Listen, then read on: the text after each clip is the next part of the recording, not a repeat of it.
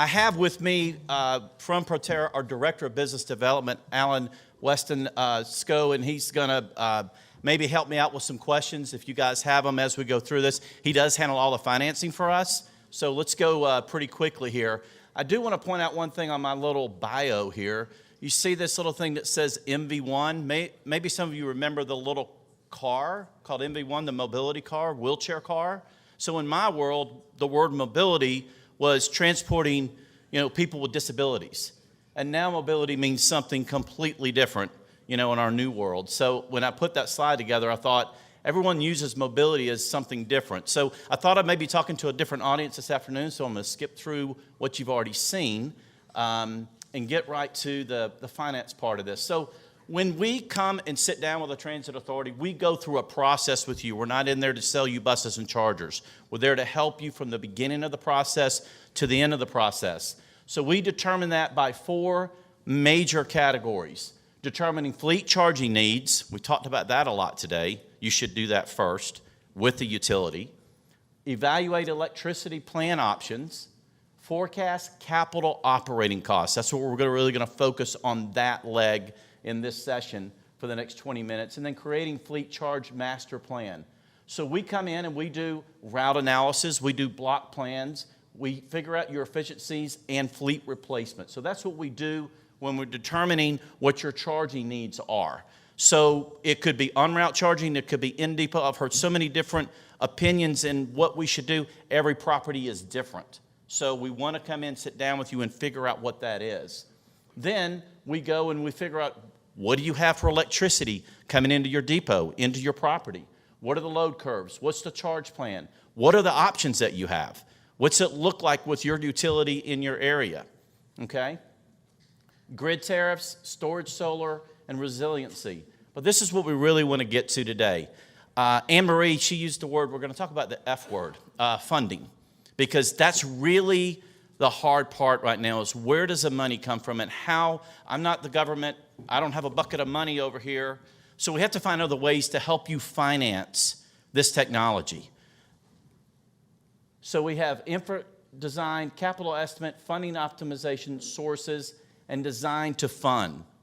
And I'm going to skip past this last part just so we can get to the 4 different ways that we can help you finance a bus, finance charging, and finance batteries. So the first thing you can do, and these dollars are in Canadian dollars. So if they're a little off, again, everybody's configuration is a little different. Toronto's bus may be a little bit more expensive than Edmonton's. So in this particular case, 100% cash purchase means you get the money from the government and you write the check. Okay, that's the easy one, right?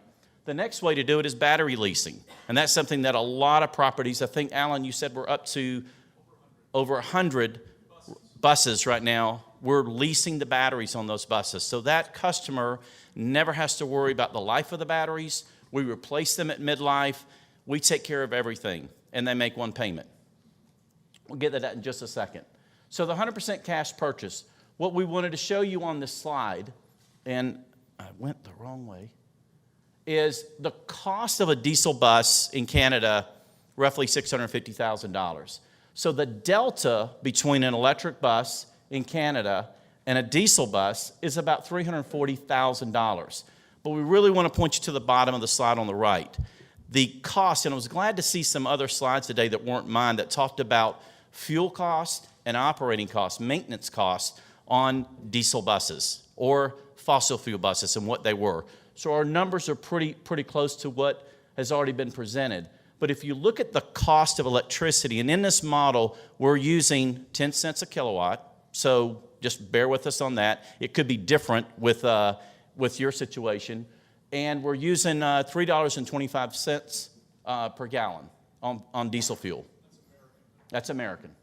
That's U.S. So the cost savings you would have just in maintenance and fuel savings is $46,000. So you're really going to have to pay attention to that number. And a lot of this is detail, and Cutrix is going to provide you with these slides. But let me just walk you through the math real quick. So if we get to $46,900, that's your savings over 12 years, which is a typical life of a bus. Some of you go 18 years. So you can see the difference in the two numbers. But we're doing the math a little bit differently when we look at the TCO. So what we're doing is we're taking your savings in fuel and maintenance, and we're multiplying it out, but we're showing the upfront cost of what an electric bus delta is because it's more expensive. So we can't really say, gee, you're going to save $562,000. You paid more for the bus up front. So it's really $220,000. And I've seen some different numbers, a way of doing the math, but this is honestly the right way to do it, okay? Battery lease. This is something that we launched in the spring. We partnered with a company called Mitsui to fund our battery lease program. Many of you transit authorities are currently on the programs leasing tires. It's the same concept. You lease the tires, you lease the batteries. You have no worries. So in our contract with you, what we do is we guarantee you 80% life of that battery, and we think that'll be maybe at year 6 or 7. It could be beyond that. Nobody really knows yet. But we're going to guarantee for 12 years the life of that battery, okay, and an 80% state of charge.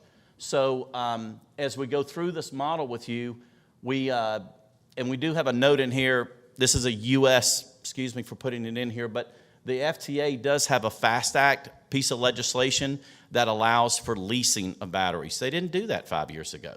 So I think they had the foresight to understand we need more programs around funding.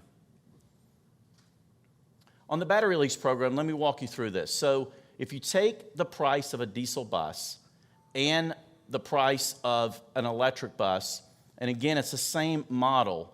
When you go to the right, you'll see your payment for the batteries is $45,000. And you go, well, gee, that sounds like a lot of money. You're still saving $9,000 in this model. Correct, Alan? Every year. Yep. Every year. So what we're going to do is take that and we're going to expand this out over the entire life of the vehicle. Okay? On a capital lease, you say, well, can you finance the entire bus? We can. And that sounds unusual in transit, but we can finance the entire vehicle for you. In this particular model, you're going to save $11,000 on the vehicle, which is $138,000 over the life of the bus.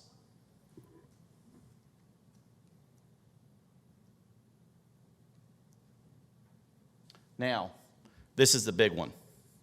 So all that sounds great. The bus, the batteries, but what about this infrastructure we've been talking about all day? The cost of the infrastructure. Why don't we just get the utilities to pay for all of it, right?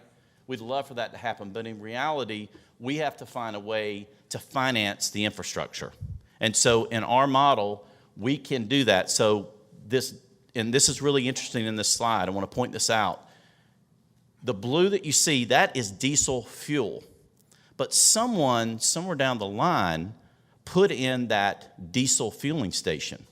They put in infrastructure. They ran lines. They put in pumps, right? We don't take that in consideration in this model. All we're taking into consideration is fuel. If you look to the right, 20% is all you will pay for electricity versus diesel. That's a huge savings. 40% will be us financing over 12 years the infrastructure for you. So we will do all the infrastructure and the charging, and at the end of that 12 years, you own it. It's yours.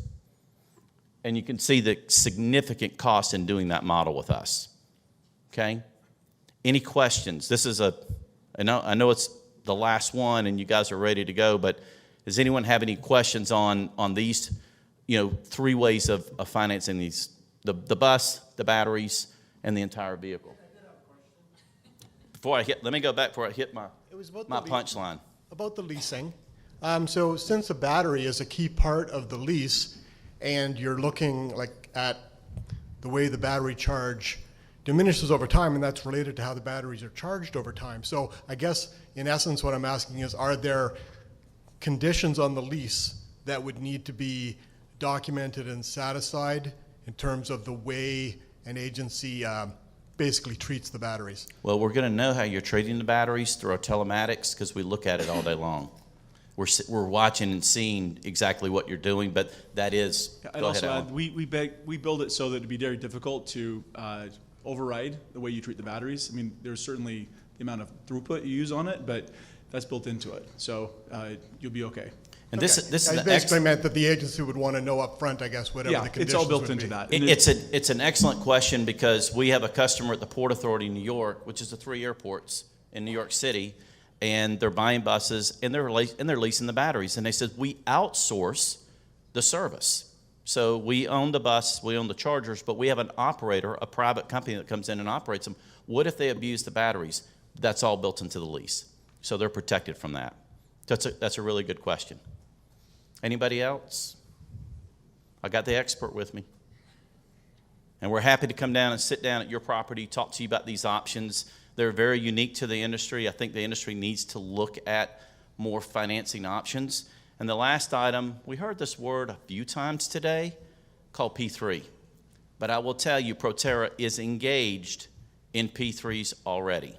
And they are major, major projects that we have underway. And we would love to sit down to talk to you about how we help you finance through a P3 program, which would be a project company. And this is a really good, nice, tight slide on how this works. You have equity members, you have lenders, and then, of course, you have Proterra. And the biggest item I want to point out in this slide is it takes away all your risk. You pay as you go. This is based on performance. If the bus is running, then you make a payment. It takes all the risk away. It's a really, really good program that you should be taking a look at with us. Now, I know we're going to get a question probably when I come off the stage. It says, hey, tell me who you're working with. There's what's called an unsolicited proposal process that many properties have, many cities have. So in other words, we've submitted a proposal and they didn't ask us for it. We just did it because we knew there was a need in that city. And we can't talk about those until that city announces that we're under a P3. Did I say that right? Well, yes, right. However, they asked us to put a proposal in, so we're in the process of going through that process with them. But we've looked at it and done the same thing with other properties as well, and we'd be happy to talk with you about the process for anyone in Canada. In fact, Canada, I think, has been much more progressive in the use of the P3 approach. Yeah, the U.S., there's only been 3 P3s ever done. For transit. Transit. So don't get down on yourself. This is a great concept. Somebody needs to make it, make that move. Okay? So we still have a few minutes left. I can't believe I got us out of here fast. No hook. No hook. I thought you'd be standing behind me. Anyone have any other questions? I really appreciate the opportunity to get up here. Proterra loves being here in Canada with the deployments that we have. We have information back on our table. If you want detailed specs, they're all there. You can answer questions. We'll be here tomorrow if you've got any further questions. But I really appreciate it. Thank you.